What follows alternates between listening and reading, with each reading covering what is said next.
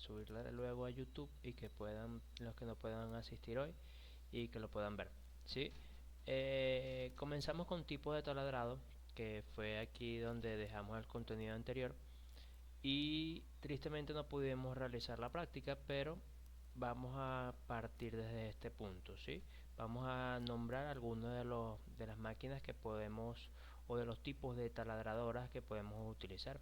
Y bueno, en esta primera diapositiva nos encontramos, dame un segundo, estoy, si esta va para acá, ok, ya va que había colocado las tabletizadoras y no, ok, ya tengo el control de la tabletizadora.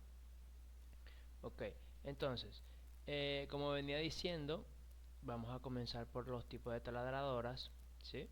Y en esta diapositiva nos podemos encontrar a dos que son muy comunes: taladro de alámbrico manual, ¿sí? Y taladro de inalámbrico, es decir, con batería, de mano, ¿sí? También podemos encontrarnos taladradoras manuales, muy poco usadas, pero es importante conocer que existen, ¿sí? Podemos hacer un proceso de taladrado básicamente con una herramienta de corte. Denme un segundo. Ok, está Francisca aquí con nosotros y vamos a continuar.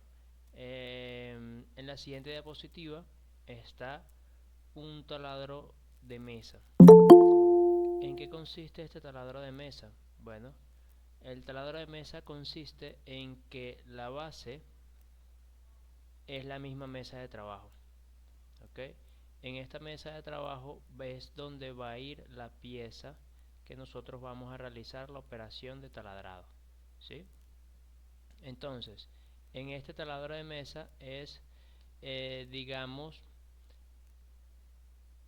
solamente la máquina tiene un grado de libertad que es a través de esta columna, ¿sí? Pero la pieza solamente puede ubicarse acá, entonces solamente va a haber un grado de libertad. Tú debes guiar la posición de donde quieras el agujero y en función de eso debes mover la pieza. Una que es la más común es una taladradora de columna, ¿sí? Que te permite ella, bueno, ella te permite, no sé si se recuerdan de la práctica, que esta mesa de trabajo tenía un grado de libertad alrededor de este eje, ¿sí? Y puede ir hacia arriba o hacia abajo. Entonces tiene dos posibles movimientos. Es más versátil que el anterior. Por eso, pues, es más común. El nombre radica es en la columna de trabajo, ¿sí? La columna donde reside la máquina, ¿sí? De igual forma, acá tiene un movimiento de avance de la herramienta. Acá es donde está el mandril del porta herramienta, ¿sí?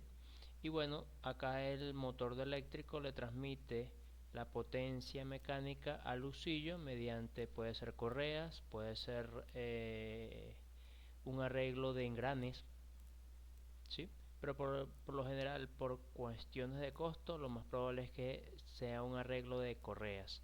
Si tiene un arreglo de correas, la forma de variar la velocidad va a recaer acá en diferentes juegos de polea, ¿sí? Recuerden que para un arreglo de polea, un arreglo de correa, tú necesitas dos poleas, una y dos, en donde una correa va a pasar por encima, por alrededor de ellas, ¿ok? Básicamente acá arriba lo que nos encontramos es con una polea grande, una polea mediana y una polea más chiquita, y acá nos vamos a encontrar una polea grande, mediana, pequeña. Entonces podemos tener un arreglo de tres velocidades, y en función del tipo de motor que tengamos acá, probablemente esos tipos de motores sean trifásicos, y en función del arreglo en la bornera del mismo puede tener dos velocidades en función del arreglo de los polos. Entonces digamos que las velocidades típicas de estos taladradores de columna son 6. 3 por un arreglo de poleas, 1, 2 y 3, o en función del punto del arreglo de la conexión al motor, tenemos 3 velocidades diferentes. ¿Okay? Es decir, tenemos 3 con una determinada velocidad, y si colocamos con otro arreglo de entrada al motor, tendríamos 6 velocidades. Luego acá nos encontramos con el taladro radial. Ya ustedes lo vieron en la práctica. Es un tipo de taladradora más versátil que los anteriores. Claro, a medida que vamos bajando, el costo de la máquina aumenta, ¿sí? Pero que te permite dar dos movimientos, o mejor dicho, 3 grados de libertad a la herramienta. Cuando yo me refiero a 3 grados de libertad, es que acá el cabezal de la máquina va a poder rotar alrededor de esta columna, va a poder moverse alrededor de este eje, ¿sí? Y a su vez puede desplazarse hacia arriba y hacia abajo. Entonces la herramienta va a tener 1, 2 y 3 grados de libertad, ¿sí? Entonces puedes hacer el montaje de la pieza, ¿sí? Y no moverla, sino que lo que vas a mover, como lo intentamos hacer en la práctica, es que tú ubicas la herramienta en donde quieras realizar el agujero, ¿sí? Luego pasamos a tipos de taladradoras que ya van más enfocados al tema de producción en serie, ¿sí? La palabra aquí clave es la producción en serie. ¿Por qué? Porque bueno, veamos este tipo de taladro, y este tipo de taladro básicamente está sobre una mesa de trabajo, ¿verdad? Entonces, digamos que esto es un tipo de taladradora de mesa, ¿sí? Entonces, ¿qué es lo que sucede? Que lo que cambia acá es que este usillo tiene un grado de libertad acá. Y si podemos enfocar un poco más acá, este usillo tiene un porta herramienta 2, 3, 4, 5. ¿Ok? Entonces, fíjense que la práctica consistía en realizar un agujero de 10.25. Entonces, en este tipo de taladradora hubiésemos podido montar una herramienta de centrado acá, hubiésemos podido montar acá la broca de 6 milímetros, y acá hubiésemos podido montar la broca de 10.25, 10,5 milímetros, ¿sí? Entonces lo que hubiésemos hecho es, primero ubicamos la pieza, realizamos la primera perforación, cambiamos la torreta o giramos la torreta. Ahora quedaría la broca de 6 milímetros, y el posterior sería la broca de 10 milímetros. ¿Qué permite hacer esto? Bueno, que no tengas que estar cambiando la herramienta de una a otra, que es un tiempo de producción, ¿sí?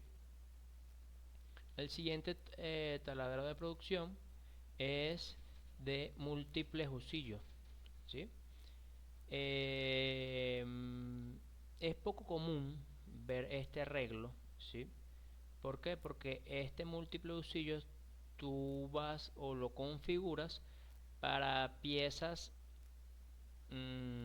digamos, esta distancia entre centros de eje de rotación, entre centro de broca, es configurable, pero muy poco configurable. Me explico, es decir, tienes este diámetro acá en donde tú puedes variar la posición de la herramienta, pero te da poca versatilidad, ¿sí?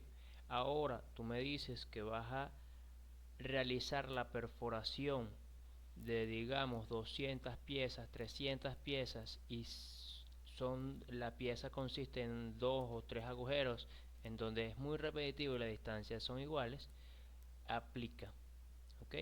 Lo que pasa es que recuerden que el proceso de taladrado es uno de los procesos más comunes que se requieren en la fabricación, ¿sí? Es decir, la mayor cantidad de piezas lo más probable es que incluyan un proceso de taladrado. ¿Por qué? Porque al final la mayoría de veces que tú buscas realizar una o cubrir una necesidad, necesitas es de un ensamble de partes. ¿Y cuál es la forma más eficiente de unir esas partes? Mediante tornillos. ¿Por qué? Porque permite una sujeción entre piezas que la puedes armar y la puedes desarmar. Entonces, en función de esa necesidad, pues hay múltiples opciones en los taladros de producción y bueno, hay que mencionarlo. Este taladro de múltiples usillos, si bien esta es poco comercial, ¿sí? Luego vemos un taladro en serie, que básicamente es muchos taladradoras de mesa, una al lado de otra, ¿sí? ¿Qué es lo que sucede? Aquí vamos a tener una broca de centro, aquí vamos a tener una broca X, aquí vamos a tener otra broca X, aquí vamos a tener un avellanador y bueno, entonces, ¿qué es lo que sucede? Cada una de estas máquinas tienen que estar operadas por un operario en particular. ¿Okay? Recuerden que son máquinas eh, mm, ciertamente manuales. Entonces, ¿qué es lo que te permite? Bueno, esta máquina hace la perforación, le pasa la pieza a la siguiente, esta hace la perforación, le pasa la pieza a la siguiente y así sucesivamente. ¿Ok?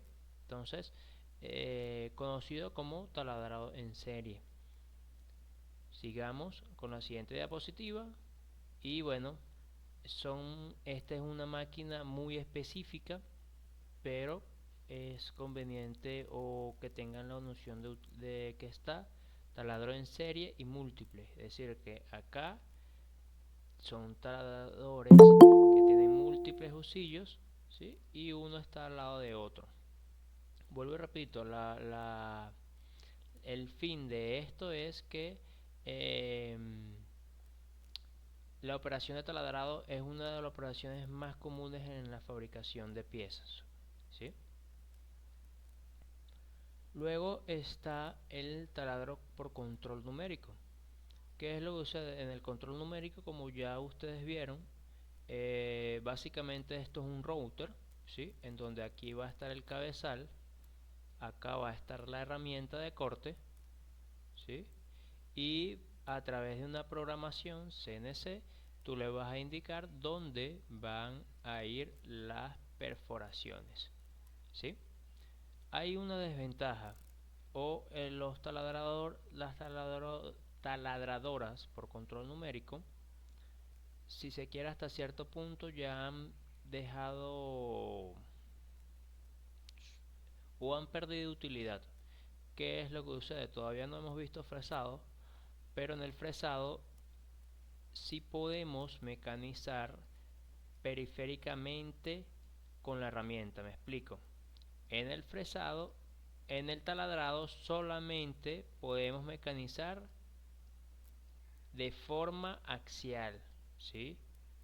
En cambio, en el fresado podemos mecanizar tanto de forma frontal como de forma periférica a la herramienta, ¿sí?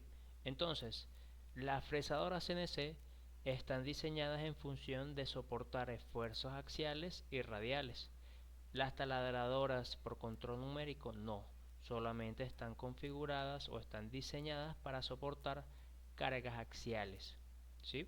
Entonces, pierde versatilidad, solamente están concebidas para realizar agujeros, ¿sí? Entonces, la mayoría de fabricantes, la mayoría de manufactureros prefieren ya saltarse o pensar en una fresadora CNC. Perfecto. Bueno, y luego están los taladrados por centros mecanizados. De igual forma, pero cuenta con múltiples usillos, ¿sí? Bueno, antes de pasar a la parte de rectificado, quisiera hacerle el ejercicio. ¿Ok? Entonces, a ver, ¿quién me puede ayudar a leer el ejercicio?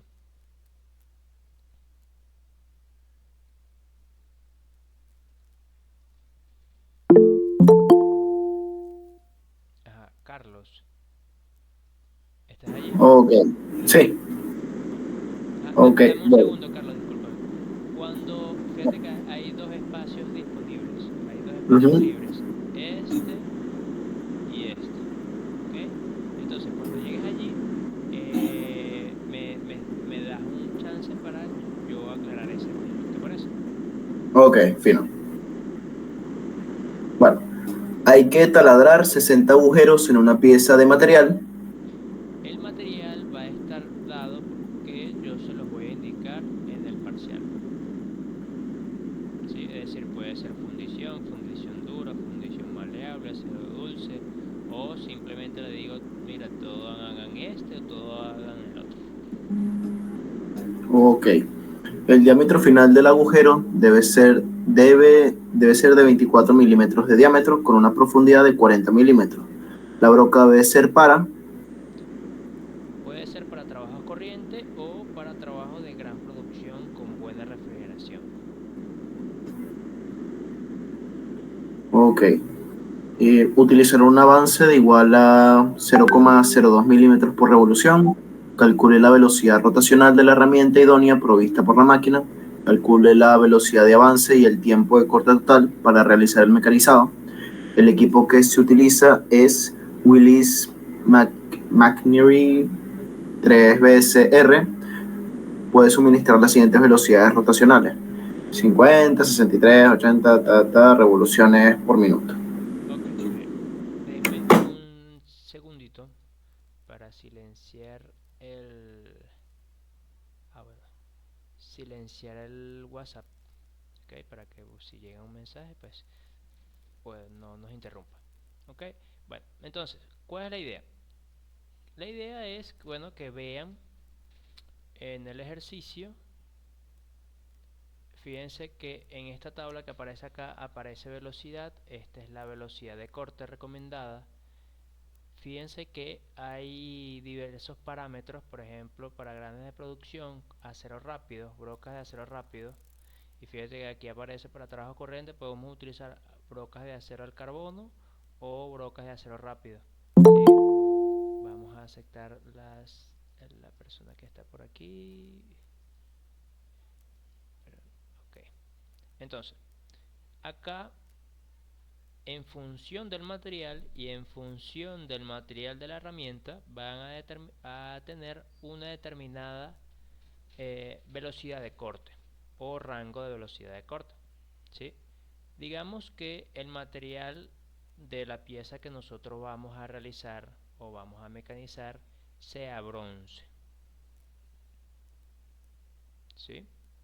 Sea bronce, ok. Y la broca debe ser para gran producción,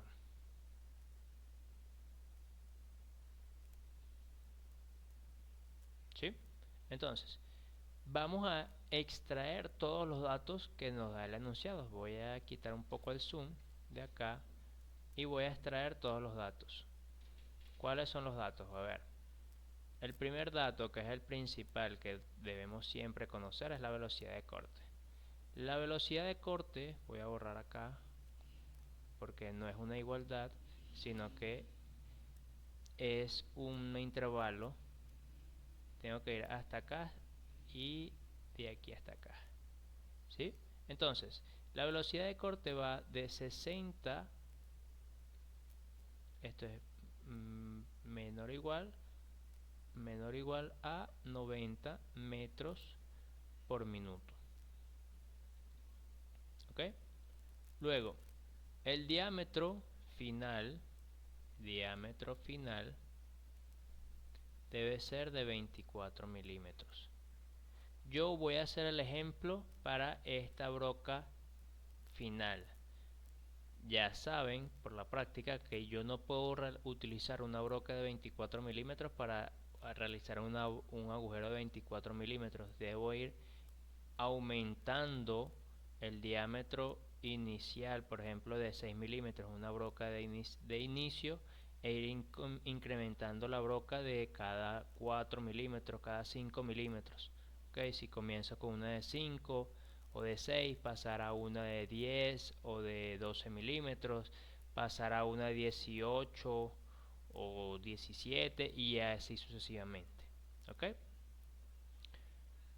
El siguiente dato que voy a obtener es la longitud. La profundidad de la pieza me indican que es de 40 milímetros. Recuerden que aquí es la longitud de la pieza, no es el valor de L. El siguiente dato que podemos obtener es F. Este valor de F es una recomendación de 0.2 milímetros sobre revolución. ¿Sí? ¿Qué me piden? Determinar la velocidad rotacional n, la velocidad de avance y me piden el tiempo de corte. Perfecto. Fíjense que es el tiempo de corte total. Es importante que se den cuenta de esto. ¿Ok? Entonces, ¿cuál es el caballito de batalla que siempre hemos utilizado? Velocidad de corte es igual a pi por d por n entre 1000. Despejando el valor de n, vamos a obtener la velocidad rotacional y despejando es 1000 por velocidad de corte entre pi por d. Eso quiere decir que si sustituimos los valores, tenemos que 1000. ¿Qué velocidad de corte utilizarían ustedes acá?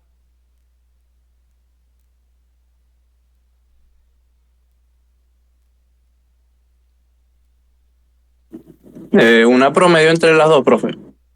Ok, irían a una promedio entre las dos. Ese es el valor más conservador. Bueno, no, el valor más conservador sería utilizar 60. Pero recuerden que a menos velocidad de corte, siempre el tiempo de corte va a aumentarse. ¿Sí? No siempre utilizar la velocidad de corte menor es indicativo de seguridad o de buen acabado superficial o de que no hay problemas. ¿Sí? Uno de los parámetros adecuados es utilizar un valor promedio entre 60 menos 90 menos 60 entre 2. Eso da un valor de 75.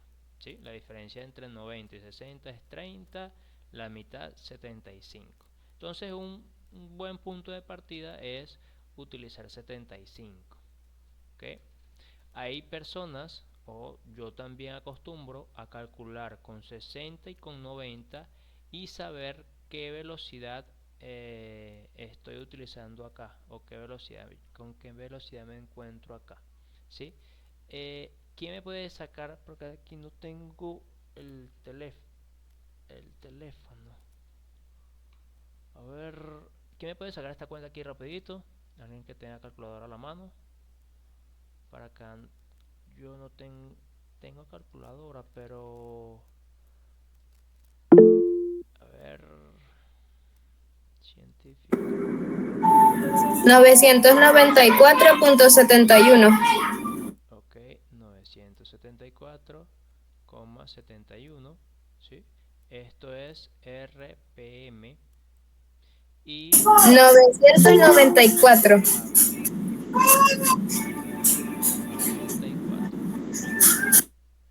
Perfecto. 71. Y bueno, nos vamos para acá arriba.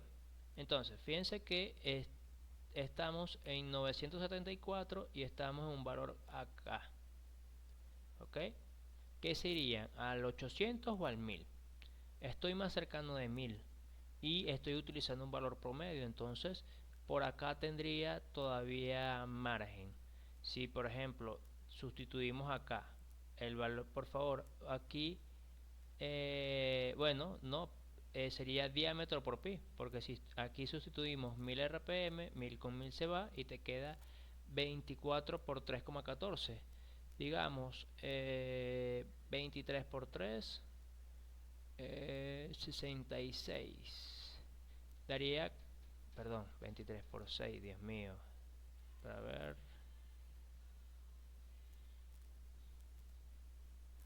Perdón, 23, 24 por 3. Serían 60, 72 metros por minuto. Si pueden sacar esa cuenta, porfa. Es decir, 24 por 3,14 sería 75, algo así. 75,30 y... como 40. 75,40. Ok, ok. 75,36. Entonces fíjense que no estamos difiriendo mucho. Y a ver, ahora saquemos la cuenta con 1250 aquí. 1250 por 24 por 3,14 entre 1000.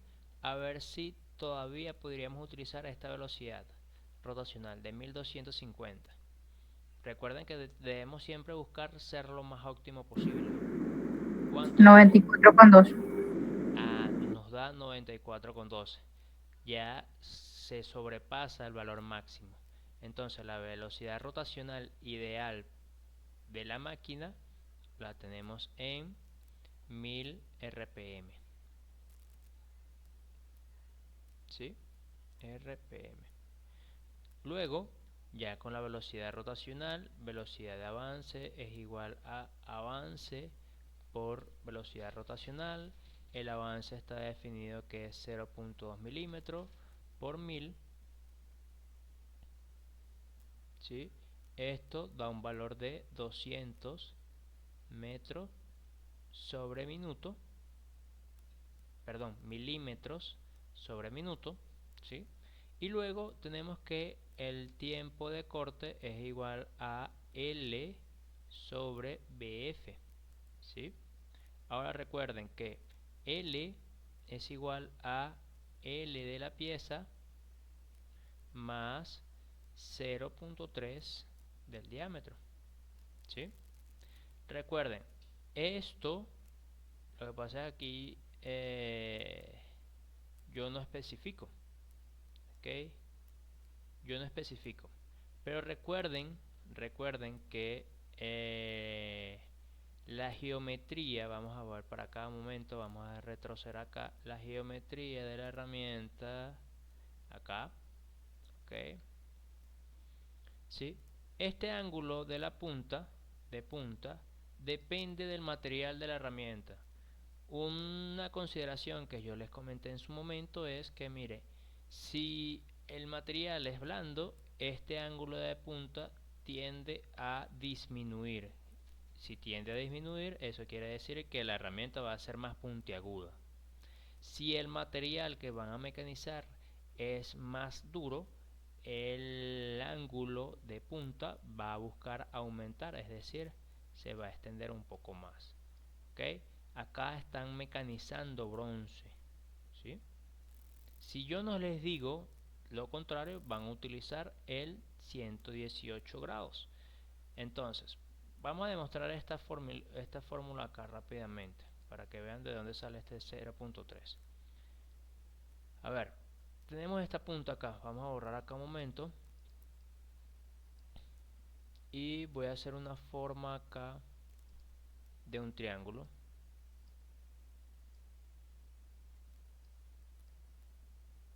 Ok, estoy haciendo este triángulo que está acá. ¿Sí? ¿Sí se entiende, verdad? Entonces, ¿qué quiere decir? Que ese ángulo que hay acá sería de 118 entre 2, ¿verdad? ¿Cuál sería esta distancia que está ahí de aquí a acá?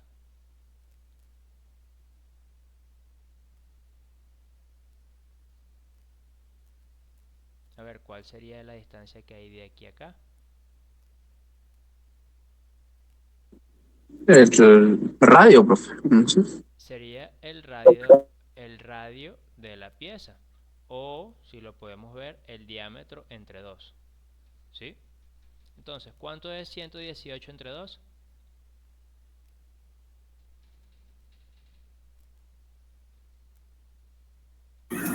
59. Ok, entonces 59. Entonces, ¿cuánto sería esta longitud de acá? ¿Qué identidad asocia al cateto opuesto y al cateto adyacente? Tangente, ¿no? Tangente de θ es igual a cateto opuesto sobre cateto adyacente. En este caso, si vamos a sustituir, nos queda que tangente de 59 es igual a d entre 2 por L. ¿Sí? Entonces, despejando esto, queremos encontrar el valor de L, ¿verdad? Queremos encontrar esta longitud de acá. Entonces, lo que hacemos es este valor de L que está multiplicando, está dividiendo, pasa para acá a multiplicar, y esto que va a estar multiplicando va a pasar para acá, ¿sí? Y eso le debe dar cercano a 0.3 por el diámetro, ¿sí? Tal como aparece por acá.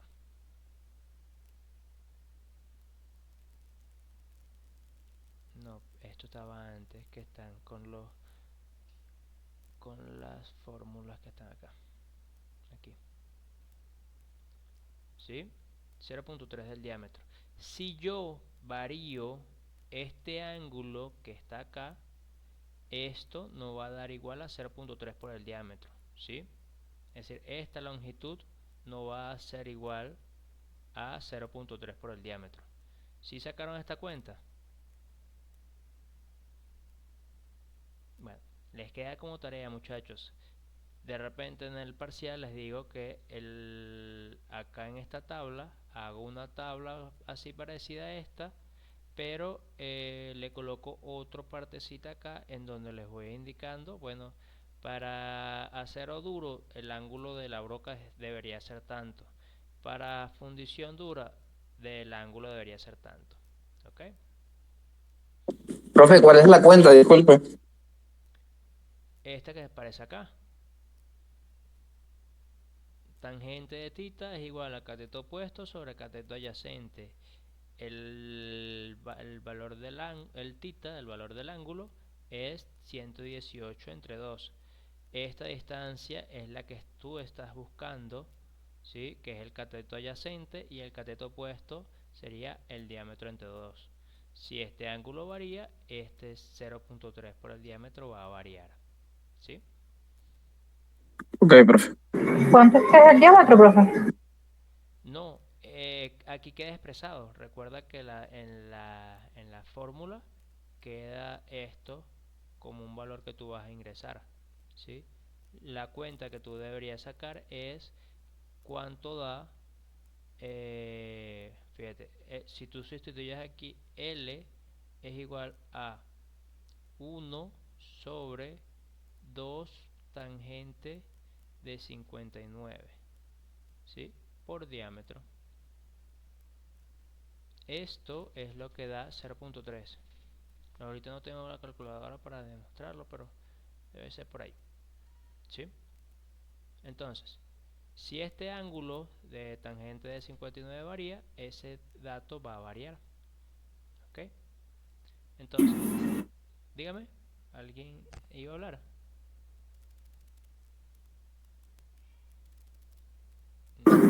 Sí, da 0,343. Bueno, 343 después. Ok, lo redondeo, pues. O bueno, vamos a utilizar ese valor. 0.34, ¿no? No, no, de 0. 0,30043. Ah, bueno, ok, entonces vamos a darlo sencillo en 0,3, ¿ok? Pero ya no sé si lo haga, pero ya saben de dónde sale ese valor. Que si ustedes, por ejemplo, 0.3 por el 24, 0.3 por 24, 3 por 2, 6, 6 milímetros, digamos 6, 7 milímetros. Profesor, pero en una pieza de 40 milímetros, 7 milímetros es un porcentaje relativamente bajo. Puede ser, pero en 60 agujeros ese valor sí va a representar un tiempo considerable. ¿Ok? Entonces hay que tenerlo presente. Recuerden que ustedes van a mecanizar, ¿sí?, este agujero, ¿verdad? Ustedes quieren generar este agujero. Entonces la representación o aquí está la punta, ¿sí? Y este valor de L es la distancia que hay desde acá hasta acá. Este es la L de la pieza, ¿sí? Y este es esta L, pues esto es 0.3 por el diámetro, ¿sí? Entonces este pedacito que de repente en muchos casos es muy pequeño, siempre es bueno considerarlo porque por lo general el proceso de taladrado es un proceso que se hace varias veces en una misma pieza. Ok, entonces acá sustituyendo estos valores tenemos que la L de la pieza es 40 más 0.3 por 24 y esto pues ¿cuánto es? 40 más 0.3 por 24, 47.2. Ok, entonces esto es 47.2 y esto es lo que yo voy a sustituir acá, 47.2 entre velocidad de avance, que es 200 milímetros por minuto. Entonces esto es milímetros, milímetros con milímetros se van, y por favor, ¿quién me puede ayudar con esta cuenta? 0,236. 0,236 minutos, ¿sí? Ahora el tiempo total sería multiplicar 60 por esto. 60 por esto debe dar alrededor de 14,16. 14 con 16 minutos, ¿sí? Ahora, esto es el tiempo que demora mecanizando en sí y en condiciones ideales. Ok, ya por ejemplo nosotros duramos 20 minutos y no pudimos mecanizar el agujero. Ok, es con experiencia, pero esto ya es un primer valor de partida en donde ustedes pueden ya determinar los parámetros de mecanizado para ese proceso. Ok, básicamente eso, ¿sí? Entonces este es el ejercicio de taladrado, tengan presentes las mismas fórmulas. ¿Ok?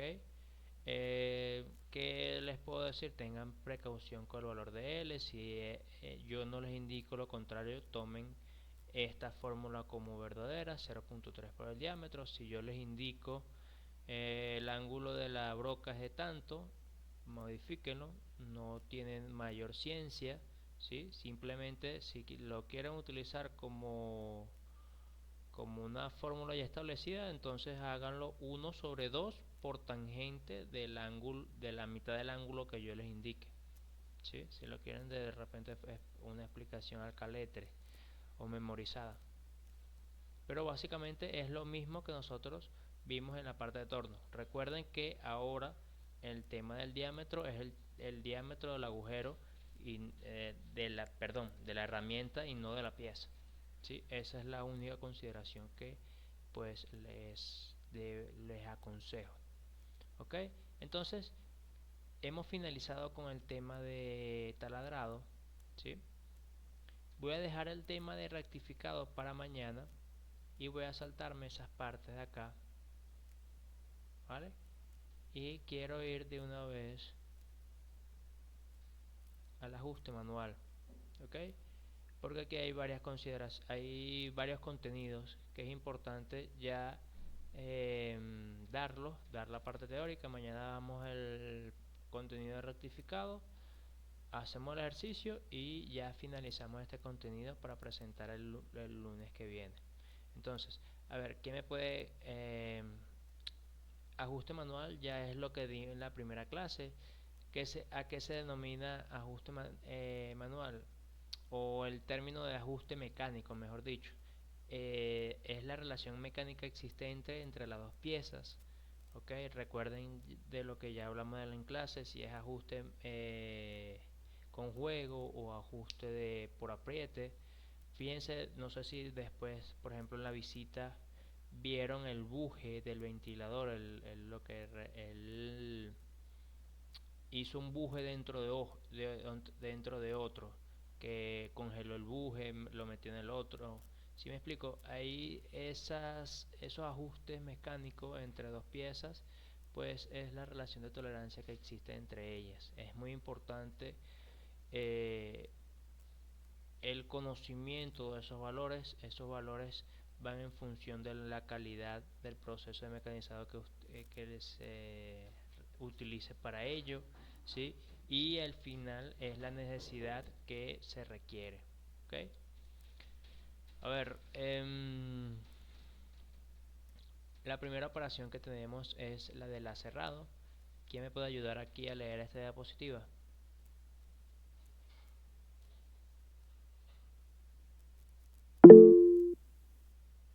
Comience.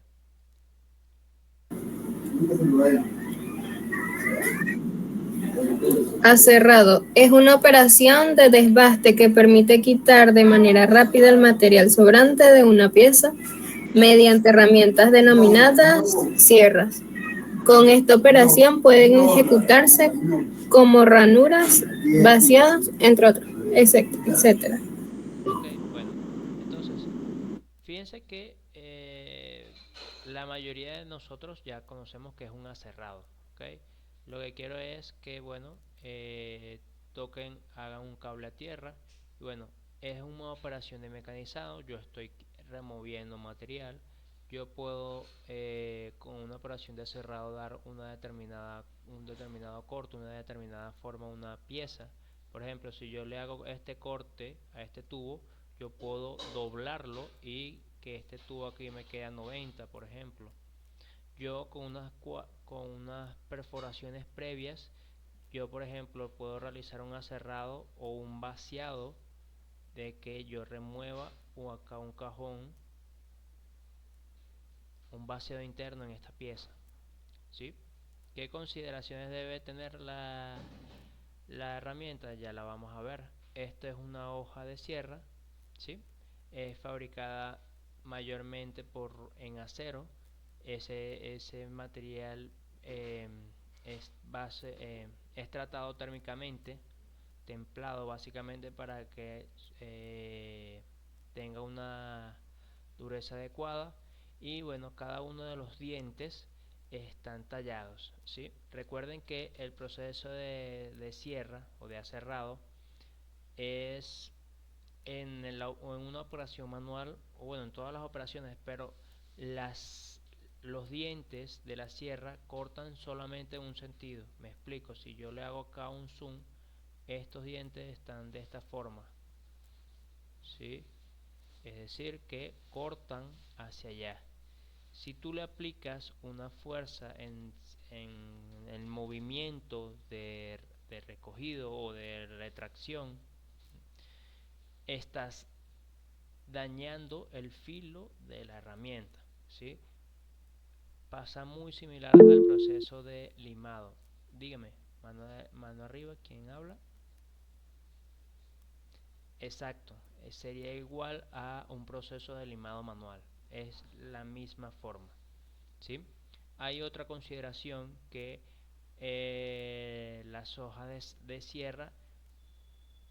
Acá estamos viendo una vista longitudinal. Imagínense que yo parto acá esta vista y quiero que vean que los dientes, por lo general, este diente tiene una leve inclinación hacia un lado y el siguiente diente tiene una cierta inclinación hacia el otro y así sucesivamente, ¿ok? Me explico. Aquí yo hice un corte y yo lo estoy viendo la hoja de frente. Entonces, los dientes tienen este diente, por ejemplo, va hacia adentro de la lámina. Este diente va hacia ustedes, hacia el que está viendo la lámina. El diente que viene va hacia adentro de la pantalla y el que viene va hacia afuera de la pantalla y así sucesivamente, ¿sí? De igual forma, pues también hay consideraciones en función del material que se va a realizar, ¿ok? Y en función de los dientes por centímetros o los dientes por pulgadas, ¿ok? Mientras más dientes tenga, se sobreentiende que vas a mecanizar un material más duro. Mientras menos dientes tenga por longitud, vas a mecanizar un material más blando, entre comillas, ¿sí? Entonces, fíjense que vienen de una de determinadas longitudes. Pueden venir de 8, 10 y 12 pulgadas. Se dice la longitud entre estos dos agujeros, ¿ok? Aquí estamos trabajando con aserrado manual, pero hay aserrados alternativos con máquinas, ¿ok?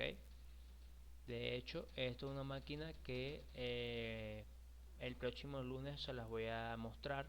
Esta máquina, no me recuerdo si allí en Marulo la pudieron ver, creo que no hay, creo que sí, no me recuerdo. Pero digamos que es un proceso de corte lento, ¿sí? Pero es un proceso de corte en donde tú garantizas que el corte, por ejemplo, si necesitas la exactitud del ángulo, ¿sí? Aquí es muy importante porque tú te estás asegurando que el corte que tú realices va a quedar a 90 grados. Cosas que el proceso, por ejemplo, con un esmeril de mano es difícil realizarlo, ¿ok? Así como también tenemos la cerrada por máquina, también tenemos las llamadas tronzadoras, ¿ok? En este caso ya no es una hoja de sierra de esta forma, sino que es un disco de sierra, ¿ok? Entonces cumple el mismo propósito, ¿ok? Pero ahora con una velocidad de rotación, y aquí es un movimiento de va y bien, un movimiento rectilíneo. Recuerden que de igual forma estas sierras tienen un sentido de giro, un sentido de corte, ¿sí? También podemos encontrarnos con sierras sin fin. En los procesos de metalmecánicos es difícil verlos, ¿ok? ¿Por qué? Porque en esta longitud ella pierde rigidez, ¿sí? Es decir, en acero es difícil, es una hoja con un tratamiento térmico específico, entonces la hoja relativamente es costosa y no es difícil verlo. Pero por ejemplo, para corte de carne, ustedes van para una carnicería y esta es la sierra sin fin que tú ves en todas las carnicerías que tú quieras ir, ¿ok? Entonces, digamos que no se limita solamente al uso o a materiales metálicos, sino que es un proceso que es muy expandido a cualquier tipo de material, ¿sí? Luego, acá está la explicación teórica de lo que ya ustedes realizaron en la práctica, ¿ok? ¿Quién me ayuda aquí a leer esta diapositiva?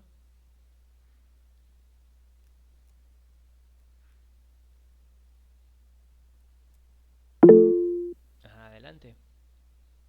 Es una operación manual que se realiza con un útil llamado lima y tiene por objeto cambiar la forma o el estado superficial de una pieza mediante arranque de pequeñas virutas que son cortadas por dientes diminutos que la herramienta tiene tallados en su superficie. El limado de las piezas de metal se puede distinguir en dos operaciones: desbastar, eliminar el material sobrante de una pieza con limas bastas; afinar o pulir es alisar y dar un buen acabado a la superficie de la pieza. Se realiza con limas finas o extra finas.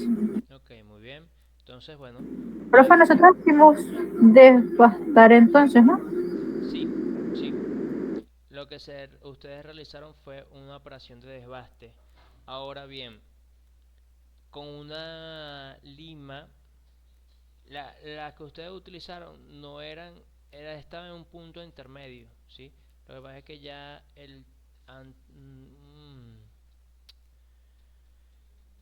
ya ya llevan mucho tiempo de uso y la mayoría de veces que la usan son personas inexpertas, ¿sí? Que están aprendiendo.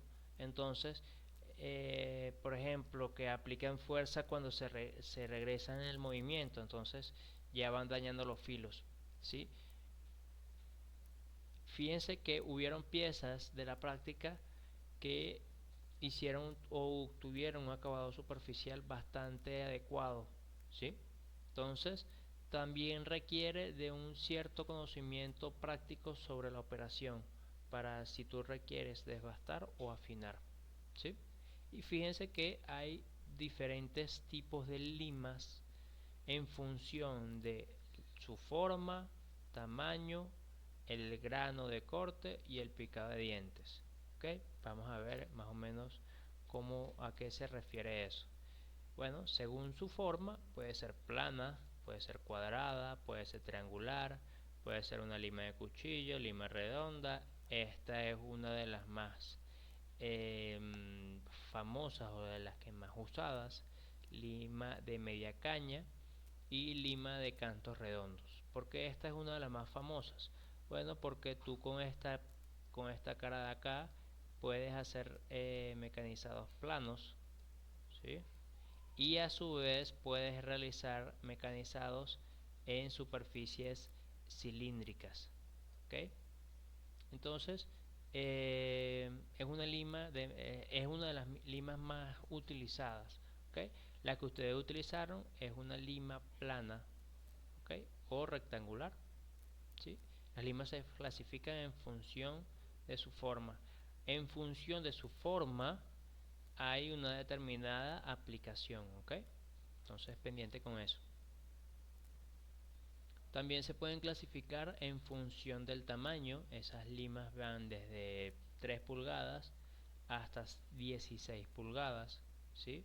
Según el grado de corte, bueno, aquí están, según el grado de corte es número de dientes por pulgadas. Fíjense que mientras más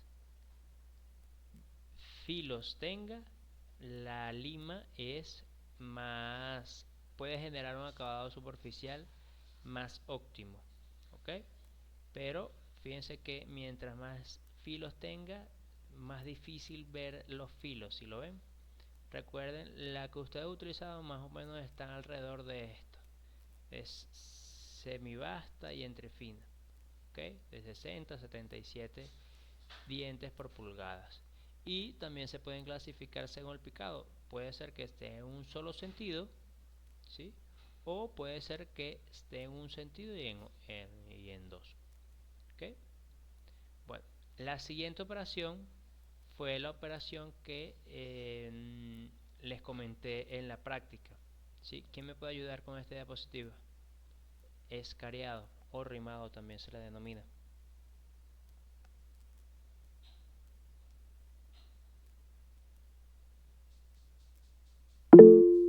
Ajá. ¿Aló? ¿Me escucha? ¿Puedes continuar? Se llama escariado o rimado a una operación de mecanizado que se realiza para conseguir un acabado fino y de precisión en agujeros que han sido previamente taladrados, con broca a un diámetro ligeramente inferior. El escariado puede realizarse a mano, en un torno, en una fresadora o en una taladradora. El escariador o rima es una de las herramientas del taller más precisas,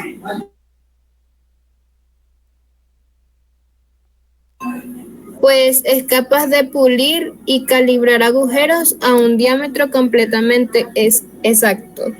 H7 está considerado como una herramienta de gran precisión. Fíjense.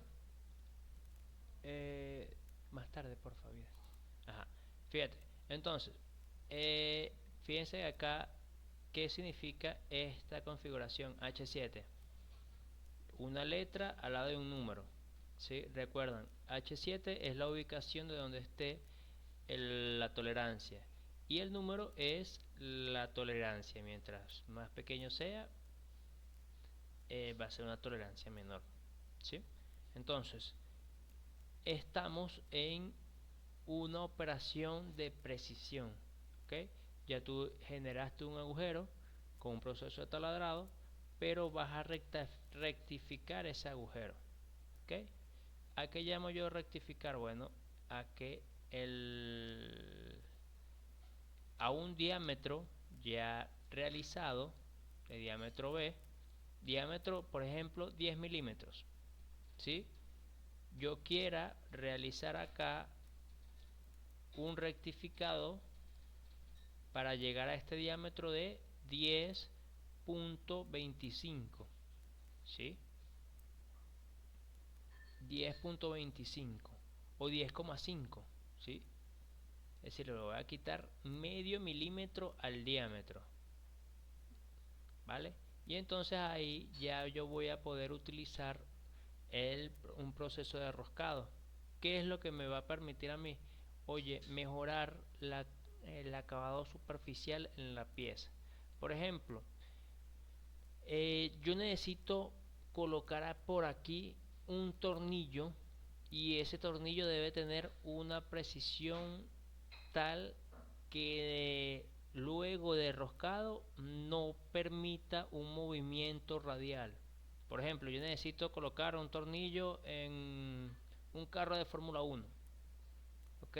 Entonces, si se dan cuenta que, por ejemplo, la mayoría de veces usted coloca un tornillo y ese tornillo va entrando con un cierto juego, ¿sí? Es decir, en el agujero que él tiene, tú puedes moverlo radialmente en ese agujero.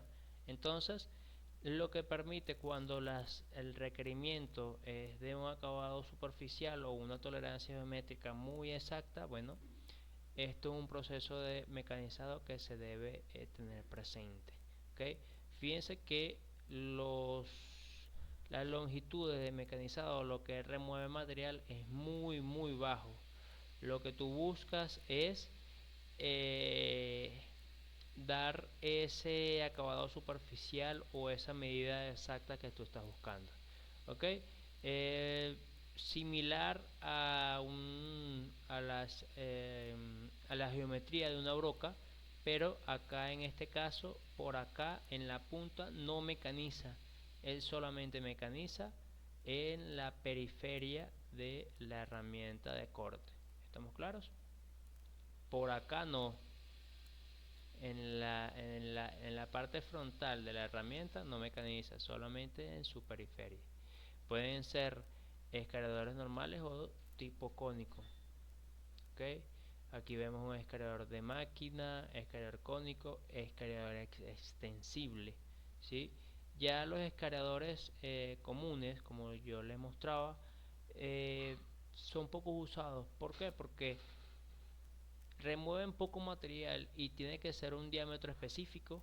Entonces es para una aplicación específica.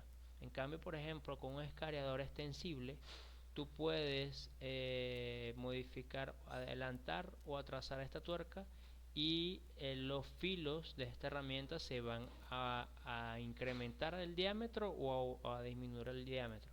Entonces es mucho más versátil un escalador extensible, ¿sí? Seguimos con el roscado manual, ¿sí? Y el roscado manual consiste en la mecanización helicoidal interior si es tuercas y exterior si es de un tornillo sobre una superficie circular.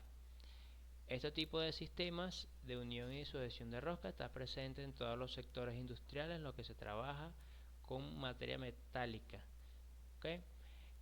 Fíjense, macho de roscar si es un agujero y terrajas si es un tornillo, ¿ok? El roscado manual interno se hace con macho de roscar o machuelos, y el roscado manual externo se hace con terrajas de roscar, ¿sí? Los machos de roscar a mano son los encargados de realizar roscas de cualquier medida en agujeros previamente taladrados. Es muy importante. Yo con el macho no voy a realizar el agujero, yo con el macho voy a realizar un tallado helicoidal sobre un agujero existente, ¿ok? Recuerden que la medida, vamos acá de una vez, acá está la medida de el diámetro de la broca va a ser el diámetro nominal del tornillo menos el paso, ¿sí?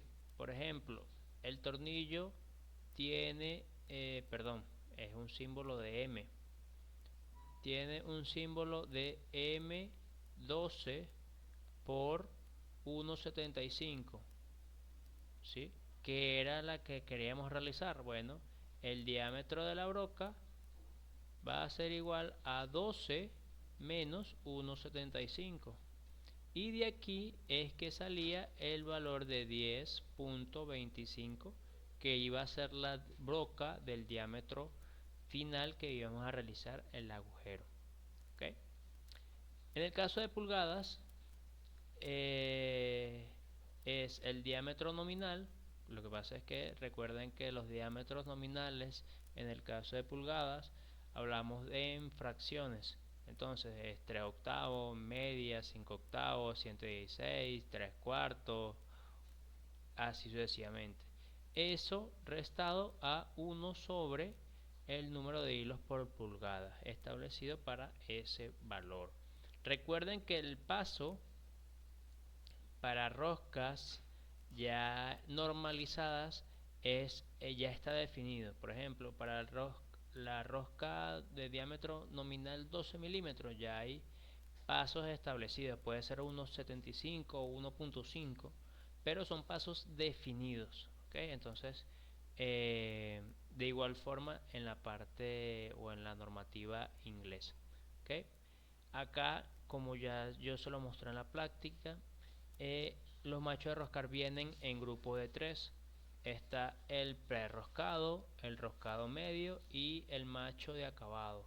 Fíjense que acá hay un corte ya un poco más específico, ¿sí? Por ejemplo, del macho prerroscado, aquí la punta se extiende un poco más y los filos cortantes no son tan, digamos, tan altos como ya el último, ¿sí? Entonces, los invito a que busquen cómo hacer una rosca manual a través de un video de YouTube. ¿Okay? Fíjense que aquí está el giramachos o bandeador de machos. ¿Okay? El macho se introduce en ese dispositivo y se hace movimiento como se le indicó demostrativamente. Luego, para hacer roscado externo, roscado manual, se utiliza una terraja de roscar, en donde es una herramienta manual de corte que se utiliza para el roscado manual de pernos y tornillos. El material de las terrajas es de acero rápido y la principal característica es que se vaya a roscar son el diámetro exterior o nominal del mismo y el paso que tiene la rosca. Me explico. El paso es la distancia entre crestas, ¿ok? Y para tú, por ejemplo, utilizar una M20 milímetros, tú debes tener un diámetro nominal de 20 milímetros, ¿vale? Es importante destacar que el proceso de terraja también puede ser mecánico. Hay máquinas de roscar aquí, máquinas roscadoras, solamente de forma exterior, ¿sí? Recuerden que, por ejemplo, en el caso de instalaciones, llámense instalaciones eléctricas, llámense instalaciones sanitarias. Bueno, en el caso de instalaciones sanitarias no mucho porque son diámetros nominales grandes y se utilizan pegas entre tubos. Pero por ejemplo, en las instalaciones de agua, ¿sí? Perdón, estoy confundiéndome. Aguas servidas es la que son diámetros elevados y se utilizan pegas entre tubos. Hoy en día también hay tuberías de agua plásticas que se pegan entre tubos y accesorios, pero hubo un momento o ahí en función de la aplicación se utiliza tubería metálica o tubería de plástica roscada en donde utilizas esta máquina roscadora. ¿Okay? Fíjense que las terrajas vienen en función del diámetro nominal. Por ejemplo, esto es un diámetro nominal de M10. Acá podemos ver un M6, ¿sí? Veamos, esto es un diámetro en pulgadas 532. Esto es de 1 pulgada, esto es 516. ¿Ok? Entonces, para que lo tengan presente. Fíjense que acá podemos ver diferentes diámetros de terrajas, diferentes diámetros de macho de roscar, ¿ok? Entonces, bueno, para que tengan presente esas consideraciones, ¿ok? Entonces, estaba pensando en subir el video, pero lo que voy a hacer es, voy a borrar esto acá y voy a pasarlo por el grupo, el ejercicio, ¿sí? ¿Hay alguna duda? Mañana nos vemos para el rectificado y ya finalizamos el tema. ¿Sí? Dígame. No, profe, era que quería darle pulgar arriba y me confundí de botón. Pero todo claro. Ok. Bueno, entonces, si no hay ninguna otra duda, pues quedamos así, ¿les parece? Quedamos para mañana a Eso. la misma hora. Si no es a las 6:30, a las 7, para que yo terminar de sentarme tranquilo en la computadora y comenzar la clase. ¿Les parece? Profe, una Si no pregunta al mañana, el respecto de... miércoles. Ah, Sí, pero dale, profe. tenemos que finalizar lo antes posible este contenido. ¿Ok? Le iba a preguntar, ¿hay inconveniente de hacerlo? Lo que pasa es que siempre alguien no va a poder. Entonces, de hacerlo al mediodía, de 12 a 1. Pero bueno, ahí estaríamos cuadrándolo por el grupo. ¿Ok? Profe, una pregunta. Dígame. Usted sabe que mandó una actividad de los motores, creo que era. Sí, sí, sí. Eso me ¿Para falta cuándo es esa definirlo. actividad? Eso probablemente sigo compartiendo pantalla, ¿verdad?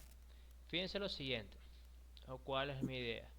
Mi idea es dar también el contenido de fresado para el lunes 21. Vamos a presentar ajuste y ver la práctica de fresado. La práctica de fresado las puedo condensar en dos. Es decir, de ver el clase 21, también tendríamos clase, la última práctica el 28 y presentaríamos el 4.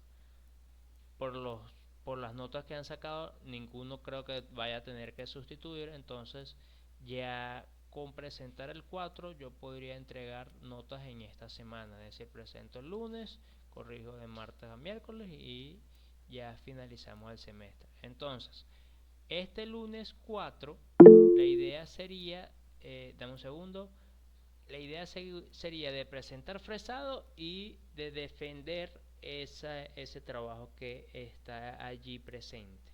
¿Ok? Recuerden que el trabajo consta de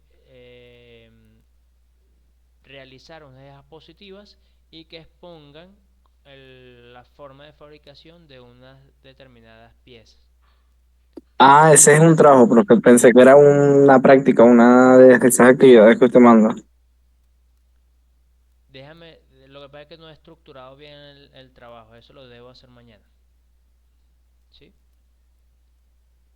Dime, Winifred. La actividad que dijo de acomodar el almacén, ¿quedaría para cuándo entonces? ¿Cómo? ¿La actividad de? La actividad que dijo que teníamos, que valía 5 puntos extra, que era lo de acomodar el Eso. almacén con las 5S y todo eso. Ah, eso debemos cuadrar. Lo que pasa es que ya el próximo lunes va a quedar muy saturado porque van a presentar y después la práctica de fresado. Lo más probable es que lo realicemos el lunes 28. El lunes 28 yo creo que es un buen día para realizarla. Ya finalizaríamos el contenido de fresado y faltaría solamente evaluarlo. Sí, podemos, buena pregunta, Winifred, podemos hacerlo el lunes 28. Podemos cuadrar esa actividad allí. Bueno, ¿hay alguna otra duda?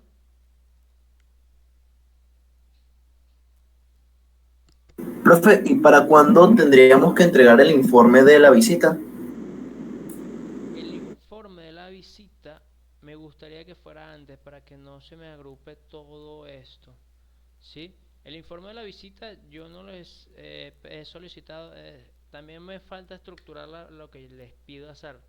Pero básicamente lo que yo quiero es que por ejemplo, no quiero introducción, si quiero un desarrollo, si quiero conclusión, ¿sí?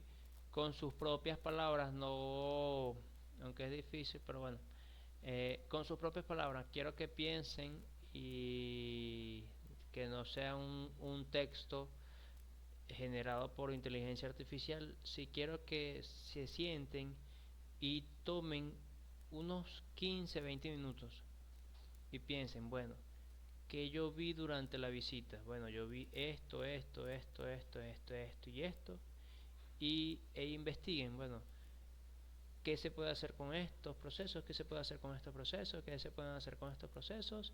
Y hagan un resumen de eso, ¿sí? Pero quiero que les quede esa visita y que de repente indaguen un poco sobre los procesos que vieron y de las piezas que pueden obtener en esos procesos, ¿sí? La fecha de entrega de ese informe no es no sé si es un informe, si es un ensayo. Lo que yo quiero es desarrollo y conclusión, ¿sí? Básicamente lo que quiero es eso. Va a ser un archivo, no tiene que ser a mano alzada, es un archivo digital. Sí me gustaría que lo entregaran. El 21 van a presentar, entonces vamos a dejarlo para el 28. No se estresen, quiero que se enfoquen en presentar el 21. El 28 entregan ese informe. Vuelvo y repito, es de lo que ya vieron. No les va a demorar más de 15-20 minutos y que más o menos escuadren una idea y después vayan armando el rompecabezas en un informe. Y luego el 4 presentamos y presentan o exponen, realizan una diapositiva de la pieza que les tocó, realizan una diapositiva y dan una explicación concisa, breve, no breve, sino concisa sobre la forma los procesos que involucran la fabricación de las piezas que les tocó, ¿sí? Bueno, entonces quedaríamos así. Que tengan una feliz noche. Nos vemos mañana. Saludos. Buenas noches, profe. Feliz noche.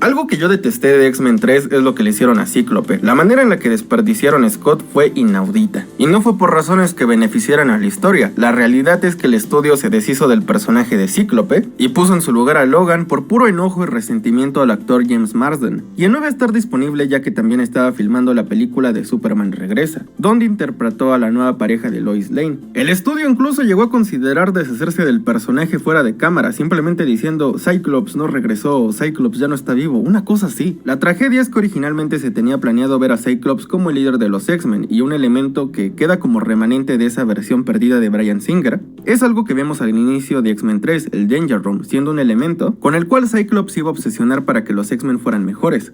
Otro dato curioso es que originalmente se tenía planeado que Cyclops acabara con Jean Grey y no Logan. Indirectamente, Superman Regresa fue responsable de que Logan básicamente se convirtiera en la cara de las películas de X-Men. Algo que yo detesté de X-Men 3 es lo que le hicieron a Cíclope. La manera en la que desperdiciaron a Scott fue inaudita. Y no fue por razones que beneficiaran a la historia. La realidad es que el estudio se deshizo del personaje de Cíclope y puso en su lugar a Logan por puro enojo y resentimiento al actor James Marsden. Y no iba a estar disponible ya que también estaba filmando la película de Superman Regresa, donde interpretó a la nueva pareja de Lois Lane. El estudio incluso llegó a considerar deshacerse del personaje fuera de cámara, simplemente diciendo Cyclops no regresó o Cyclops ya no